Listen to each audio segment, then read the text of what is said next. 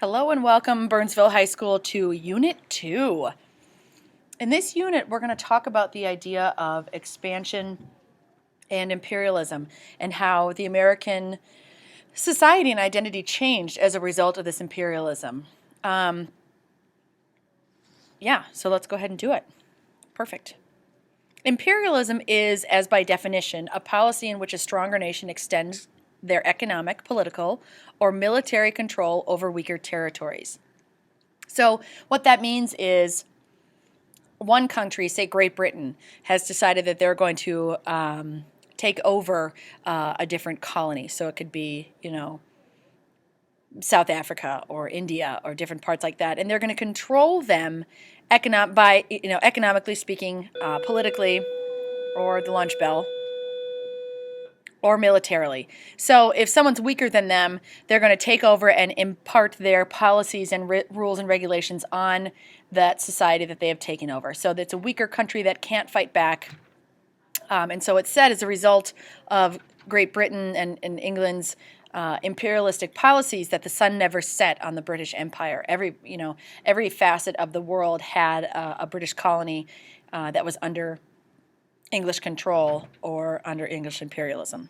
In the 1880s, it was a trend that a lot of people were engaging in. So different countries all over the world were trying to kind of snap up the last bits of countries that weren't taken already or colonized by a different country. So everyone wanted to have smaller pieces of lands to control for different reasons. And we decided as the United States that we didn't want to miss out on all of this great opportunity to take over more land. So we were convinced that we should join in. And so we entered in kind of this trend or fad of taking over smaller countries and taking them under our wing and controlling them and the people that resided within these countries. And it was an extension of the idea of manifest destiny. So we decided that we were going to, spread our land from sea to shining sea. And then we would move forward and really work on expanding further, to the Pacific and getting the land that we needed or that we wanted to control the rest of the country. So here is a map of different European powers and how they kind of came and chopped up Africa. And I'm sure that you talked about this in your world history classes. But as you can see, the green were countries that were possessed by the British. So kind of a huge chunk of Africa was possessed by the British and colonized by the British. The French had a very strong control of the western part of Africa. The Belgians were there, the Belgian Congo.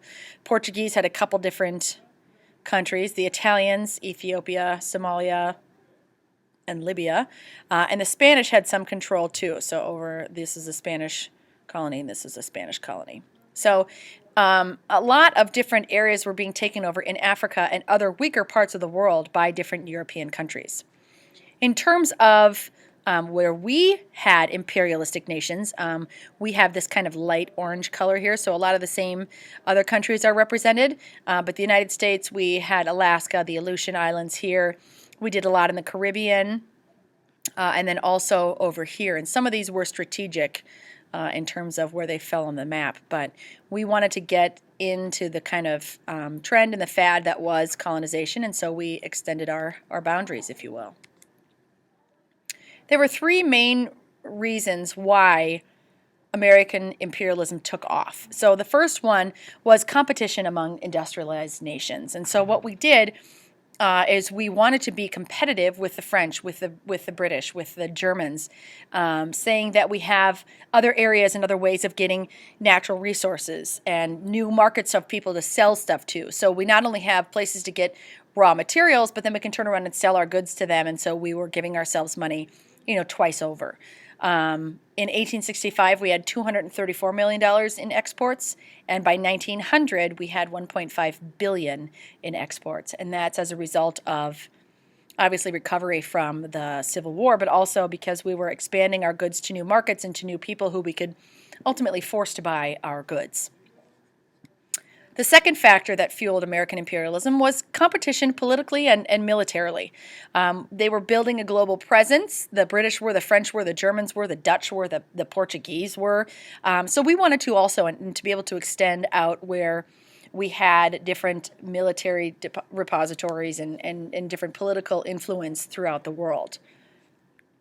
And we also wanted to develop a naval fleet, which is why we took over the parts in the Caribbean that we did, why we took over parts in Central America with Panama, and why we acquired Hawaii and the Midway Islands in the ocean there, because we wanted to have kind of not only a naval presence, but also, once we start thinking about if we're going to move forward and have access to the rest of the world, the Hawaiian Islands and the Pacific Islands were kind of halfway in between us and Asia. So if we needed to regroup or get new supplies or what have you, we could stop halfway and then continue on our plight.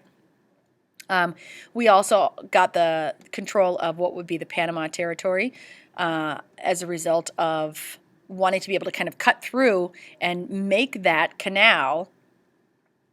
We wanted to make the canal so we would have control and access, so we wouldn't have to go all the way around South America to get goods from the West Coast to the East Coast and vice versa.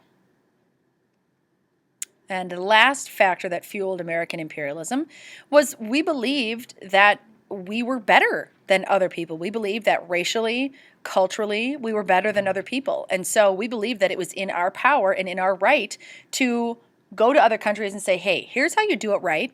This is what we're doing, and you should try it. We combined the idea of social Darwinism, so survival of the fittest in the business world, with racial superiority. Survival of the fittest in the global world is how you're going to do it, and you're going to be the fittest if you're American or under American control. We also believed that it was our responsibility to spread Christianity because other people in the world weren't civilized and didn't have the guidance that we could provide them as Christian Americans. So we took it upon ourselves to drive forward the idea of the spreading of Christianity and how that would be beneficial to other countries because they were clearly inferior without Christianity, and we needed to find ways to help them. So how very humble of us. A lot of people did not believe in imperialism.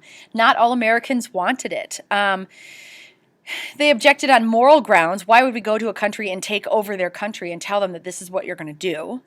On practical grounds, we can't even control our entire country yet. Why would we go and start embracing new territories that we didn't have a military to support and we didn't have money to support a navy for? And it was going to cost us a lot of money to take over these other countries because if they rebelled or if they went against what we were trying to do, it could drive us into war. And so a lot of people did reject the idea of us taking over imperial colonies.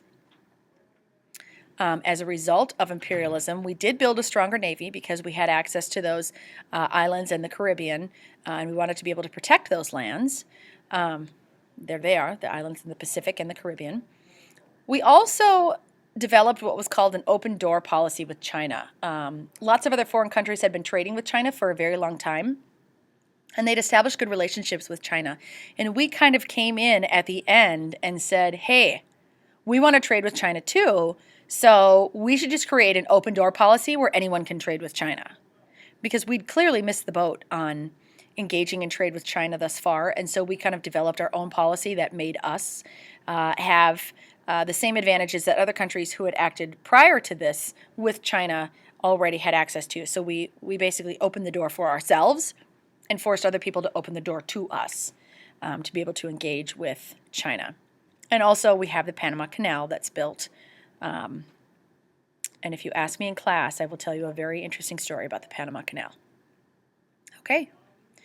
Last thing here, we send troops to protect our new islands that we've acquired and to make sure that we can quell rebellions and make sure rebellions is spelled wrong. Sorry about that. Make sure that we don't allow other people to fight against us is basically what it comes down to. Thank you for watching, and I will see you in class.